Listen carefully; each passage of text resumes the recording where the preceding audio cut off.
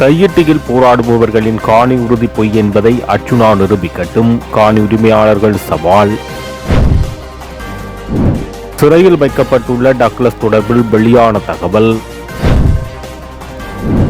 நாட்டில் சில இடங்களில் 2 மணிக்கு பின்னர் மழை, காலநிலை தொடர்பில் வெளியான அறிவிப்பு.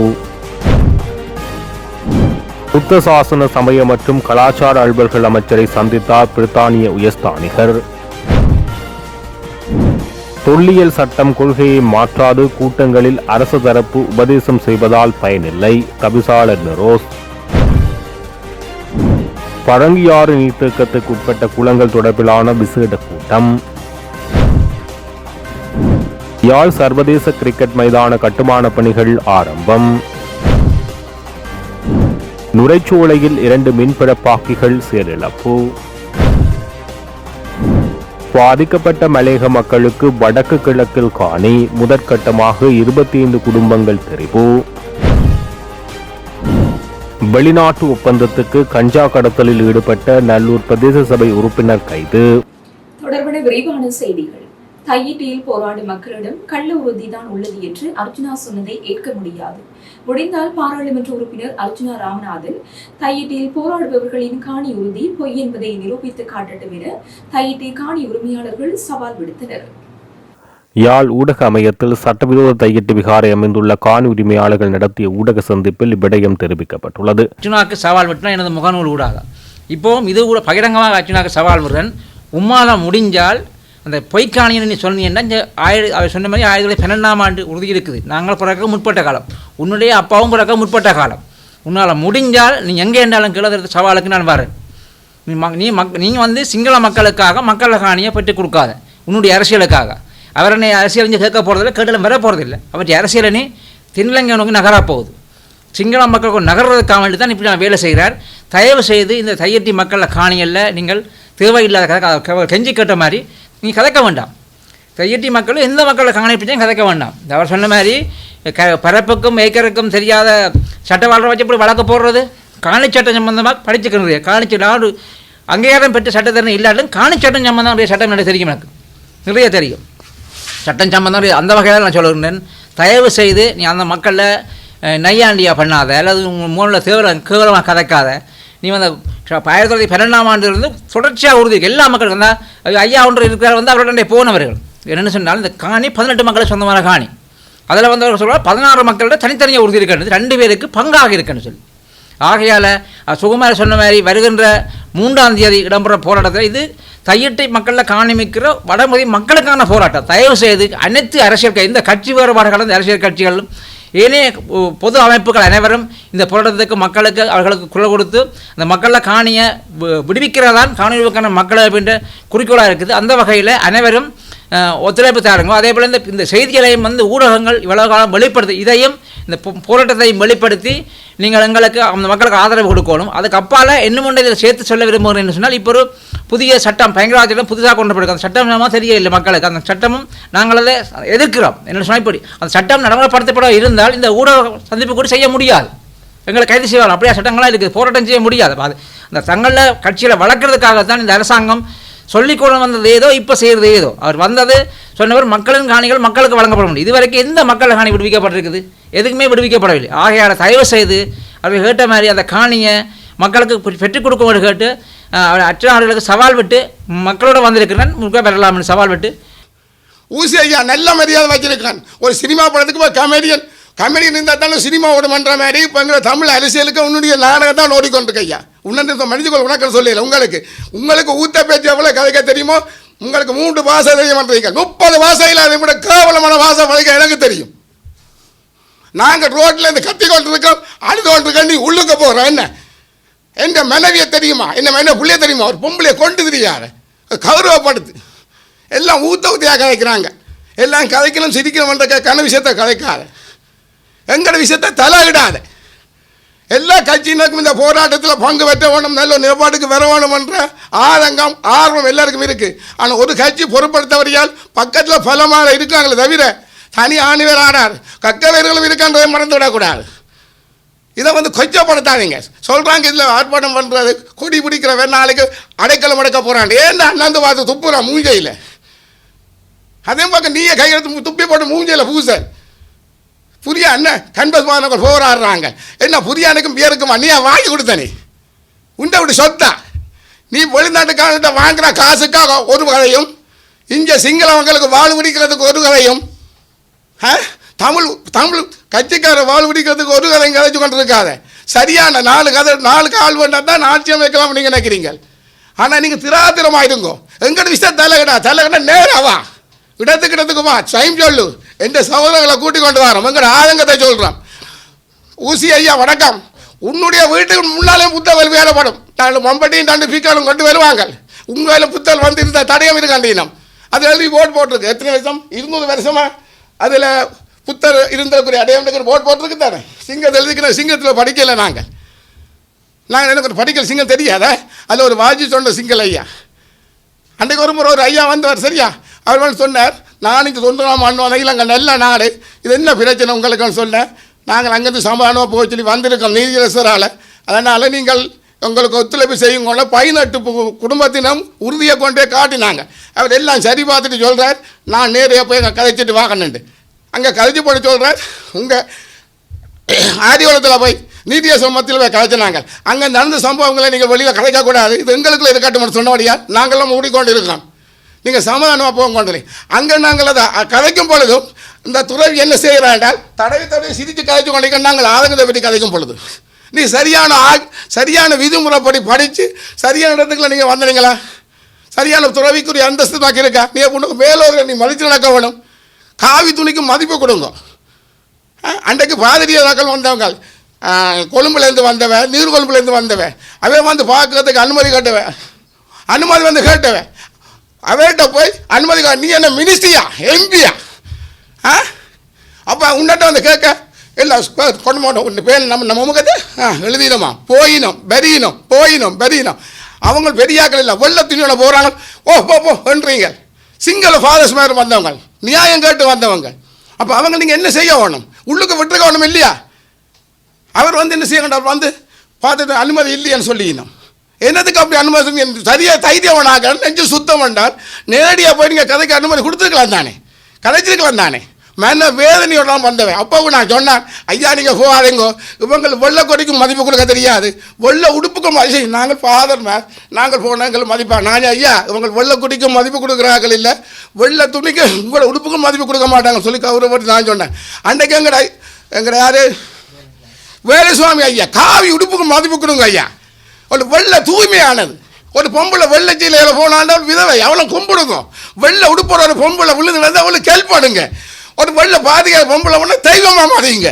உங்களுக்கு வெள்ளையண்டா என்ன கருப்பாண்டா என்ன தெரியாமல் இருக்கிறீங்க. எல்லாம் சரியான கடுப்பு நான் பெட்டி கிடைக்கல அரிசியா பெட்டி கிடைக்கல. ஊசி ஐயா நீங்கள் சரியாக போட்டிருந்தா 3 ஓட்டில் வந்தால் 30 ஓட்டில் வந்தா ஓட்டன்ற பித்தி எடுத்து தானே ஆட்சிக்கு வந்தனே கதைக்காதீங்க. நீங்கள் உங்களுக்கு சட்டம் தினக்கா நாங்கள் படிப்போம். எந்த ஒரு பயிற்சியும் 3 மாதம் 6 மாதம் 5 மாதம் காணும். உன்னை கூட திறமாம் நாங்கள் இன்றைக்கு நீ சரியாக காட்டுவியா? உன்னை கூட திறமான சர்ஜரி செய்யக்கூடிய ஓயல் படிக்காத வெளியில் கூட கொண்டு காட்டுறது செய்வியா? உன்னால் முடியுமா?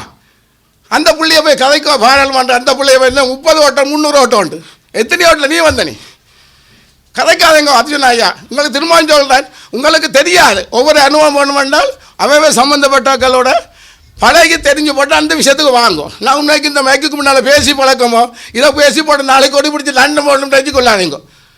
நல்ல சிந்தனையாக வாங்கணும். உங்கள் ஒரு குழப்பம் இல்லை ஊசி ஐயா நீங்கள் வாங்க நாளைக்கு உறுதியெல்லாம் கொண்டு தரோம். அவ்வளோ உறுதியை நான் உங்களுக்கு ஒப்பிட்டு தந்தா நீ சொல்லி கள்ள உறுதி என்ன உறுதி பற்றி சொல்கிறது வழிபடுத்தொழி மாயூர் பண்ணாங்க மண்ணாங்கட்டு உறுதி சொன்ன உன்னை விட தேவையில்லமாக கதை பண்ணான். நீதிமன்றத்தால் விளக்கமறியலில் வைக்க உத்தரவிடப்பட்ட முன்னாள் அமைச்சர் டக்ளஸ் தேவானந்தா மகர சிறைச்சாலை வைத்தியசாலையில் அனுமதிக்கப்பட்டுள்ளார். மகர சிறைச்சாலையில் முன்னாள் அமைச்சருக்கு பலத்த பாதுகாப்பு வழங்கப்பட்டுள்ளது. அத்துடன் பார்வையாளர்களை சந்திப்பது கட்டுப்படுத்தப்பட்டுள்ளதாக சிறைச்சாலை வட்டாரங்கள் தெரிவித்துள்ளன. நேற்று மதியம் மகர சிறைச்சாலைக்கு அழைத்து செல்லப்பட்ட முன்னாள் அமைச்சர் டக்ளஸ் தேவானந்தாவை சிறைச்சாலை வைத்தியர் பரிசோதித்து பின்னர் சிறைச்சாலை வைத்தியசாலையில் அறையில் அனுமதிக்கப்பட்டார். அரசாங்கத்தால் டக்ளஸ் தேவானந்தாவுக்கு சட்டப்பூர்வமாக வழங்கப்பட்ட கைத்துப்பாக்கி பாதாள உலக கும்பல் உறுப்பினரின் கைகளில் சிக்கியமை தொடர்பில் அவர் கைது செய்யப்பட்டுள்ளார். இந்த வழக்கு தொடர்பில் எதிர்வரும் ஜனவரி 9ஆம் தேதி வரை அவர் விளக்க முறையில் வைக்க உத்தரவு பிறப்பிக்கப்பட்டுள்ளது. வடக்கு, கிழக்கு மற்றும் ஊவா மாகாணங்களிலும் மாத்தறை, நுவரெலியா மற்றும் புறநறுவை மாவட்டங்களிலும் அவ்வப்போது மழை பெய்யக்கூடும் என வளிமண்டலவியல் திணைக்களம் எதிர்ப்பு கூறியுள்ளது. இந்த பிரதேசங்களில் சில இடங்களில் 50 மில்லிமீட்டருக்கும் அதிகளவான பலத்த மழை பெய்யக்கூடும். கண்டி மற்றும் அனுராதபுரம் மாவட்டங்களில் அடிக்கடி மழை பெய்யக்கூடும் என தெரிவித்துள்ளது. சப்ரோமுவ மற்றும் தென் மாகாணங்களிலும் களுத்துறை மாவட்டத்திலும் பிற்பகல் 2 மணிக்கு பின்னர் சில இடங்களில் மழையோ அல்லது இடியுடன் கூடிய மழையோ பெய்யக்கூடும். மத்திய மலைநாட்டின் கிழக்கு சரிவு பகுதிகளில் ஹம்பாந்தோட்டை, முனராகலை மற்றும் அம்பாறை மாவட்டங்களில் அவ்வப்போது மணத்தியாலத்துக்கு சுமார் 40 கிலோமீட்டர் வேகத்தில் ஓரளவு பலத்த காற்று வீசக்கூடும். சப்ரோமுவ மற்றும் மத்திய மாகாணங்களிலும் காலி மற்றும் மாத்தறை மாவட்டங்களில் சில இடங்களில் அதிகாலை வேளை மூடுபனி நிலை காணப்படலாம். இடியுடன் கூடிய மழை பெய்யும் வேளைகளில் தற்காலிகமாக பலத்த காற்றும் மின்னல் தாக்கங்களால் ஏற்படக்கூடும் என்பதால் அவற்றினால் ஏற்படக்கூடிய பாதிப்புகளை குறைத்துக் கொள்ள தேவையான முன்னெச்சரிக்கை நடவடிக்கைகளை எடுக்குமாறு பொதுமக்களை வளிமண்டலவியல் திணைக்களம் அறிவுறுத்தியுள்ளது. இலங்கையில் புதிதாக 5 அரசியல் கட்சிகள் அரசியலில் களமிறங்க அனுமதி பெற்றுள்ளதாக தெரிவிக்கப்படுகின்றது. புதிய அரசியல் கட்சிகள் 5 பதிவு செய்ய தகுதி பெற்றுள்ளதாக தேர்தல் ஆணைக்குழு தலைவர் RM.L. ரத்நாயக்க தெரிவித்துள்ளார். புதிய அரசியல் கட்சிகளை பதிவு செய்வதற்காக கடந்த நாட்களில் தேர்தல் ஆணைக்குழு நேர்முக தேர்வுகளை நடாத்தியுள்ளது. இதன்படி இம்முறை மொத்தமாக 86 அரசியல் கட்சிகள் பதிவு பெற விண்ணப்பங்களை சமர்ப்பித்திருந்தன. இந்த விண்ணப்பங்கள் தொடர்பாக நடாத்தப்பட்ட நேர்முக தேர்வுகளின் பின்னர் பதிவு செய்ய தேவையான தகுதிகளை பூர்த்தி செய்ததாக அரசியல் கட்சிகள் 5 மட்டுமே தேர்ந்தெடுக்கப்பட்டுள்ளதாக அவர் தெரிவித்தார். இந்த 5 புதிய அரசியல் கட்சிகளின் பெயர்கள் அடுத்த ஆண்டு ஜனவரி மாதத்தில் அதிகாரப்பூர்வமாக அறிவிக்கப்பட்டுள்ளதாக அவர் கூறினார். இதற்கிடையில் தற்போது தேர்தல் ஆணைக்குழுவில் பதிவு செய்யப்பட்டுள்ள அரசியல் கட்சிகளின் மொத்த எண்ணிக்கை 80 ஆகும். அவற்றுள் 8 அரசியல் கட்சிகள் செயலற்ற நிலையில் உள்ளதாகவும் அவற்றுக்கு செயலாளர் இல்லாததே இதற்கான காரணம் எனவும் தெரிவிக்கப்பட்டுள்ளது. முன்னதாக 83 அரசியல் கட்சிகள் பதிவு செய்யப்பட்டிருந்த நிலையில் அவற்றில் 3 அரசியல் கட்சிகள் தடை செய்யப்பட்டுள்ளது என்பது குறிப்பிடத்தக்கது. சற்று முன் கிடைத்த செய்தியொன்று.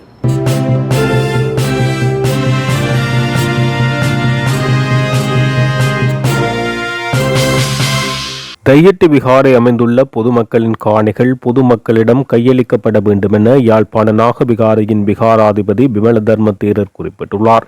புதிய அரசாங்கம் ஜனாதிபதி உட்பட அனைவருக்கும் நான் ஏற்கனவே தையிட்டி விகாரை அமைந்துள்ள காணி பொதுமக்களின் காணி என்பதால் அதை உரித்துடைய பொதுமக்களுக்கு வழங்க வேண்டும் என இன்று மீண்டும் அரசாங்கத்திடம் வலியுறுத்துவதாக தெரிவித்தார். வணக்கம். இந்த தையிட்டி திஸ்ஸவிஹார சம்பந்தமாக நான் நாகவிஹார சுவாமி மாதிரி முதலில் நான் பொதுமக்களுடைய காணி பொதுமக்களுக்கு கொடுக்க வேணும் மாதிரி சொல்லியிருக்கிறது. இந்த நேரத்தில் நான் சட்ட நீதி அமைச்சோம் வேறு ஜனாதிபதியோ இந்த அரசாங்கத்தில் எல்லாம் மக்களுக்கு சொன்னார், இந்த பொதுமக்களுடைய காணி பொதுமக்களுக்கு கொடுக்க வேணும், இது தான் உண்மையை இது தான் செய்ய வேணும். இதில் நான் சரியான சிங்கள மக்களுக்கும் தமிழ் மக்களுக்கு சொல்லுவேன், இந்த குலப்படி மாதிரி இந்த பொலிட்டிக் மாதிரி போக வேண்டாம். இது நாங்களுடைய இந்த மக்களுடைய உரிமை மக்களுடைய காணி மக்களுக்கு கொடுத்து இது பௌத்த விஹாரில் சொந்த காணி பௌத்த விஹாரில் நடக்கும் மாதிரி நடக்க வேணும்.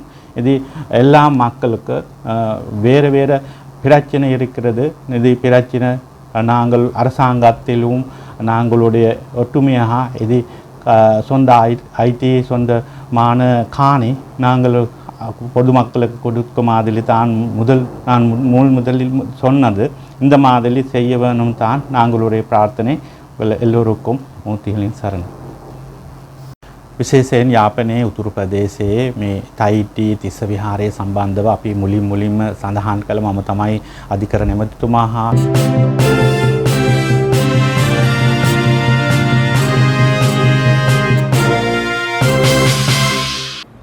புத்த சாசன சமய மற்றும் கலாச்சார அலுவல்கள் அமைச்சர் ஹினிதுவ சுனில் செனவியை பிரித்தானிய உயர்ஸ்தானிகர் அண்ட்ரூ பேட்ரிக் உத்தியபூர்வமாக சந்தித்து கலந்துரையாடியுள்ளார்.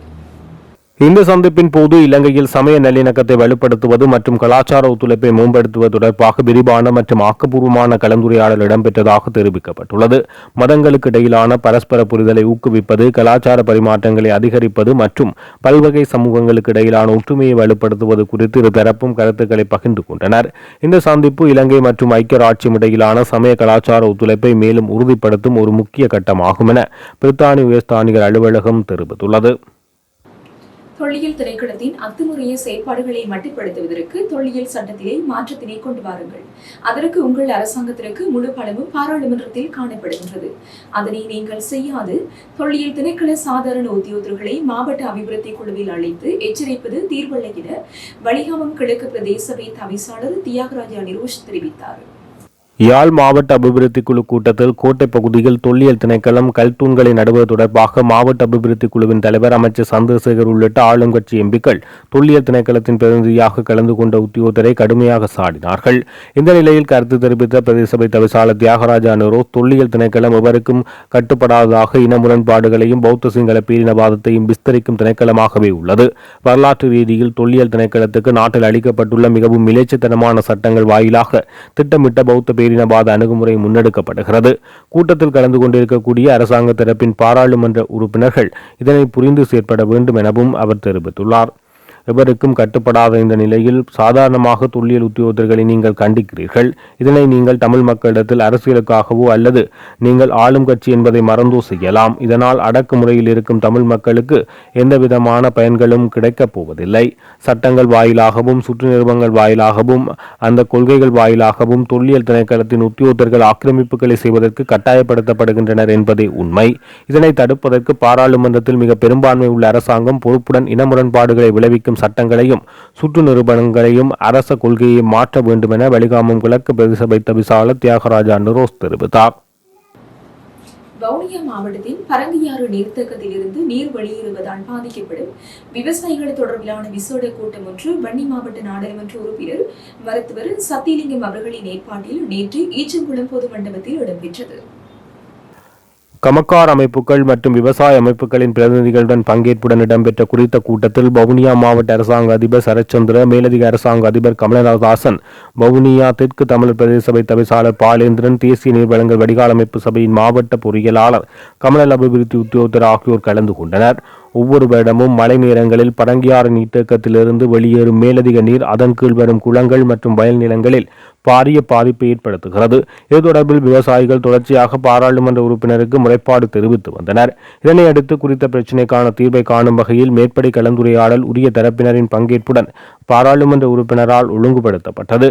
இதன்படி வெளியேறும் மேலதிக நீரை வயல்களுக்கு பாதிப்பு ஏற்படாத வகையில் நீர்ப்பாசன திணைக்களத்தின் உதவியுடன் கால்வாய் அமைத்து வெளியேற்றுவதற்கான சாத்தியக்கூறினை ஆராய்வதாக திட்டம் ஒன்றினை தயாரித்து அதனை செயற்படுத்தவும் முடிவெடுக்கப்பட்டது. அதுடன் ஆற்று நீர் திறந்து விடப்படும் போது வெள்ள நீர் வெளியேறும் போதும் விவசாயிகள் போக்குவரத்து செய்ய முடியாத நிலைக்கு தீர்வாக தற்போதுள்ள பாதையில் மேம்பாலம் ஒன்றினை எதிர்வரும் வருட நிதியில் அமைக்க தீர்மானிக்கப்பட்டுள்ளது.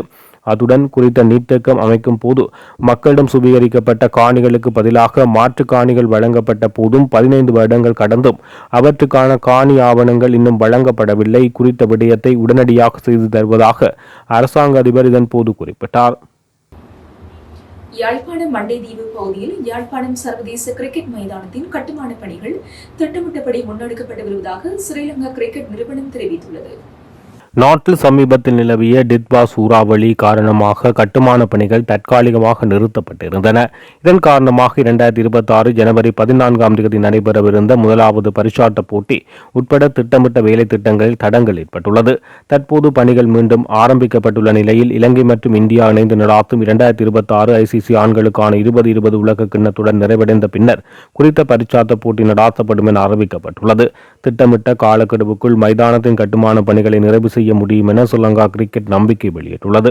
யாழ்ப்பாணம் மண்டைதீவு சர்வதேச கிரிக்கெட் மைதானமானது 48 ஏக்கர் பரப்பளவில் 10 மத்திய ஆடுகளங்களுடன் அமைக்கப்பட உள்ளதுடன் மைதானத்தின் எல்லை தூரம் 80 மீட்டர்கள் வரை விரிவடையும் வகையில் வடிவமைக்கப்பட்டுள்ளது. யாழ்ப்பாணத்தில் 138 ஏக்கர் பரப்பளவை கொண்ட ஒரு விளையாட்டு நகரத்தை உருவாக்கும் ஸ்ரீலங்கா கிரிக்கெட்டின் விரிவான திட்டத்தின் ஒரு பகுதியாக இந்த மைதானம் நிர்மாணிக்கப்படுகிறது. இலங்கை அரசியலில் நீண்ட காலம் அமைச்சராகவும் மற்றும் APTP கட்சி தலைவராகவும் விளங்கிய டக்ளஸ் தேவானந்தா கடந்த டிசம்பர் 26 அன்று குற்றப்புலனாய்வு திணைக்களத்தால் கைது செய்யப்பட்டவை சர்வதேச ரீதியாகவும் உள்ளூர் அரசியல் களத்திலும் பாரிய அதிர்வலைகளை ஏற்படுத்தியுள்ளது. கடந்த 2001ஆம் ஆண்டு பாதுகாப்பு காரணங்களுக்காக அவருக்கு வழங்கப்பட்ட அரசு ஆயுதங்கள் பாதாள உலக கும்பல் தலைவரான மாகந்துரை மதுசின் வசம் இருந்தமை கண்டறியப்பட்டதே இந்த கைது நடவடிக்கைக்கு முக்கிய காரணமாக கூறப்படுகிறது. குறிப்பாக அவருக்கு வழங்கப்பட்ட 20 துப்பாக்கிகள் மற்றும் ஆயிரக்கணக்கான தோட்டாக்கள் காணாமல் போனது தொடர்பாக பயங்கரவாத தடை சட்டத்தின் கீழ் விசாரணைகள் தீவிரப்படுத்தப்பட்டுள்ளது. இந்த கைது நடவடிக்கை தமிழ் தரப்பு உட்பட தற்போதைய அரசியல் களத்தில் பல விவாதங்களை உருவாக்கியுள்ளது. யுத்த காலத்தில் பாதிக்கப்பட்ட மக்கள் மற்றும் காணாமல் ஆக்கப்பட்டோரின் உறவினர்கள் இதனை நீதிக்கான ஒரு தொடக்கமாக பார்க்கின்றனர்.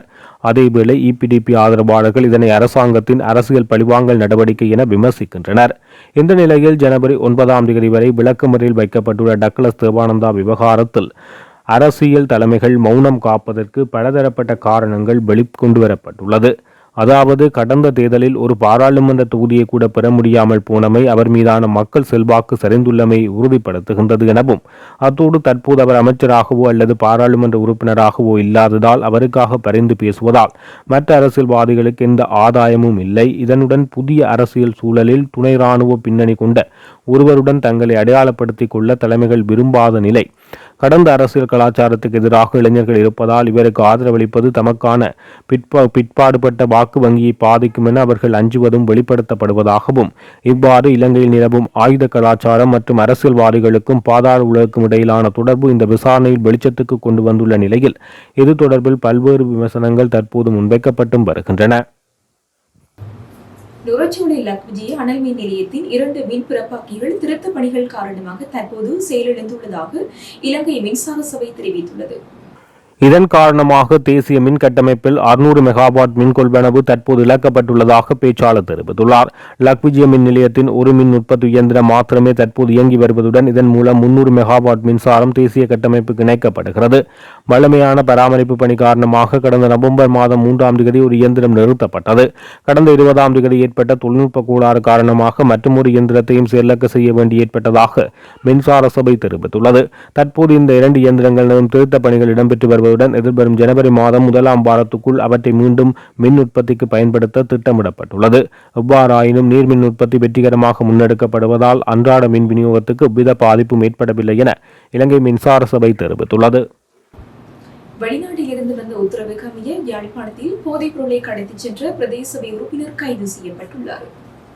நபர் ஒருவர் போதைப் பொருளை போதை வியாபாரி ஒருவரிடம் கைமாற்றம் செய்ய போதைப் பொருட்களுடன் பயணிப்பதாக யாழ்ப்பாண போலீசாருக்கு கிடைத்த ரகசிய தகவலின் அடிப்படையில் நல்லூர் சங்கிலியன் பூங்காவுக்கு அண்மையாக வைத்து அந்த நபரை மடக்கி பிடித்து கைது செய்தனர். கைது செய்யப்பட்ட நபரிடம் முன்னெடுக்கப்பட்ட சோதனை நடவடிக்கையில் அவரது உடைமையில் இருந்து 4 கிலோகிராம் கஞ்சா போதைப் பொருள் மீட்கப்பட்டது.